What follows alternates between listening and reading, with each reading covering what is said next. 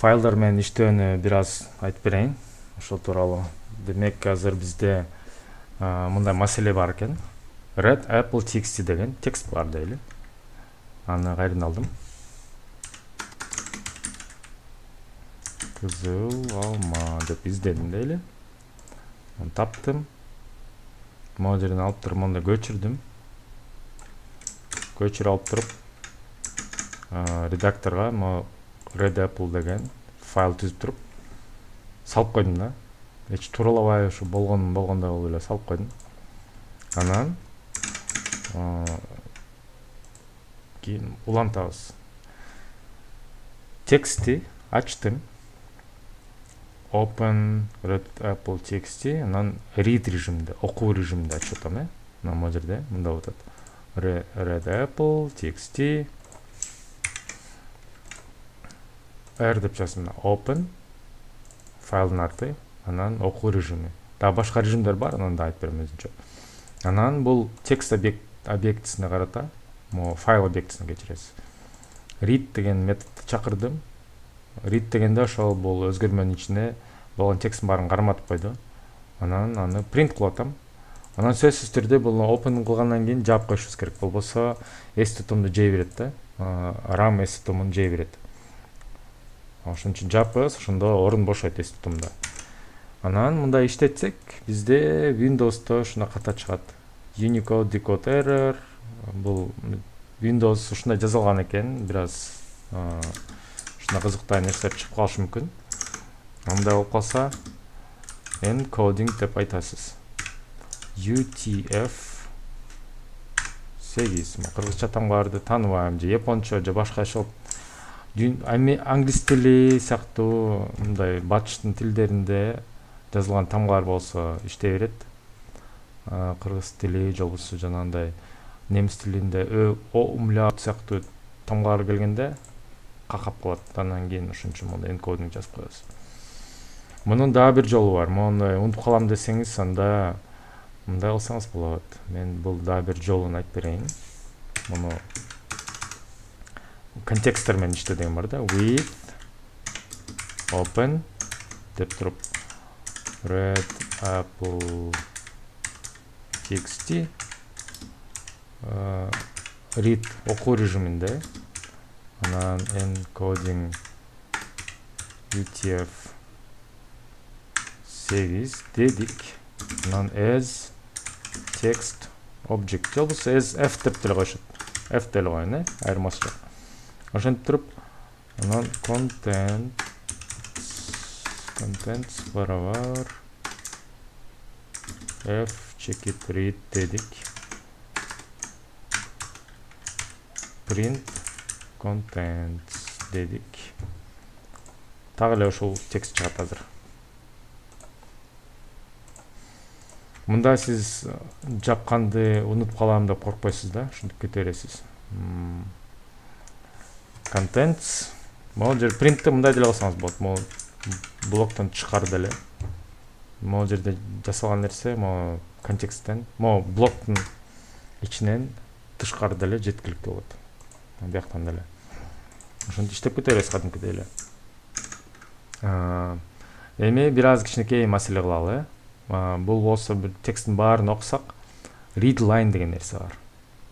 Read line деген нерсе бул саптарды окуйт. Муну мындай кылып көчүрүп алайын. Мына комментер кылып коеюн. Анан read line. Муну кандай алып турабыз?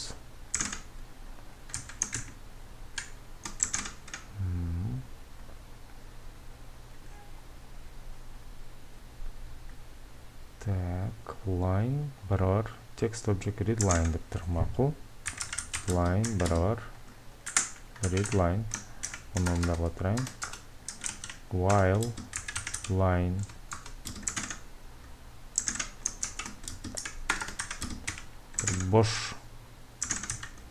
боштукка чейин келгенче print line strip. Боштуктардын баарын алып сал деп атабыз. Анан line барабар кайрадан line кечиресиз f read line деп карматтык кайрадан. Анан эгерде if line strip эгерде боштуктардын баарын алып салгандан кийин могу текстке барабар болсо, оңдоо дегенге барабар болсо, ушака жетсе break циклды токтотуп сал дедик. Болду ушун менен. Эми иштеп көрөлү ушуну. Келди. Анан могу жерге окуу дегенге чейин келип токтоп калды. Окуу дегенге чейин токтоп калды. Окууга чейин келди, анан оңдоого жеткенде токтоду.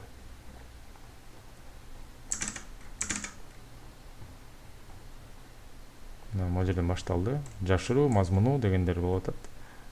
Башына кайтуу келип туруп окуу деп токтоп калды. Окуу деп токтогон себеби анткени оңдоого жеттик, оңдоого жеткенден кийин биз токтотуп койдук. Эми бул программаны жакшыраак түшүнүш үчүн келиңиздер чогуу дебаггер менен иштейли. Run дедик, start debugging дедик. Азыр шашпай муну талдайбыз. Ошондо биз окуу дедик. Бирок окуганда бир сап окуу дедик да. Сап окуу дедик. Эгерде могу line, могу боштук сапка барабар болбосо, line эмнеге барабар? Боштукка барабар болгон жок туурабы? Анда бияка кирет ичине. Кирди. Чыгарды могу сапты. Анан дагы бир жолу айтып атат, эми line сен кийинкисин дагы оку дейбиз. Кийинкисин окусак, ал кийинки сапты окуп коет да, мына могу мазмунуга келди. Анан эгерде могу line'ды strip кылып салсак, line'ды strip кылганда бул сапты тазалап, башкача айтканда, башындагы жана аягында боштуктарды алып салганда, мына көрдүңүзбү, мына жерде аягында боштук турат, жаңы сап деген билдирет. Буну алып салды. Алып салгандан кийин могу оңдоого барабар болсо, анда маяка келип токтотуп кой дейт да. Барабар болгон жок, кете беребиз. Кийинкиси эмне болду? Line могу жаңы сап болду. Дагы жаңы сап. Башына кайтуу болду. Мына муну тазалап койсок, мындай мындай текст болуп калды. Мазмуну дейт кайрадан. Башына кайтуу, мазмуну, анан бул келет. Абдан көп маяка чейин жеткенче иштетип калды, жүгүртүп, муну алып салдым, breakpoint деп коет. Ошо breakpointты алып салдым. Мына бияка жетти. Жеткенде эмне болду? Оңдоого жеттик. Оңдоо башына мондай узун бир боштук бар экен, андан кийинки сап деген символ бар экен, аны strip менен жок кылып салдык, тазалап койдук. Анан могу барабар болуп калдыбы? Ооба, барабар болду. Анда болсо токтот дедик. Программабыз ошентип ишин токтотту.